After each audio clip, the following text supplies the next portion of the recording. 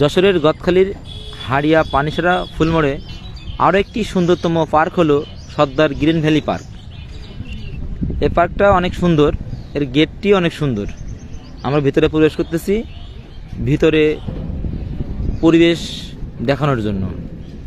চারিদিকে ফুলে ফুলে ছেয়ে আছে এবং গেটে ঢুকতেই উপরে আছে প্রজাপতির একটি সুন্দরতম দৃশ্য।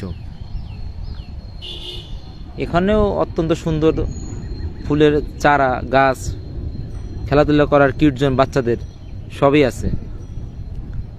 এই পার্কটি আয়তন অনেক বেশি, পার্কটি অত্যন্ত সুন্দর, আপনারা দেখতেই পারছেন। ফুলগুলো খুবই সুন্দর, স্ক্রিনে আপনারা দেখতে পাচ্ছেন।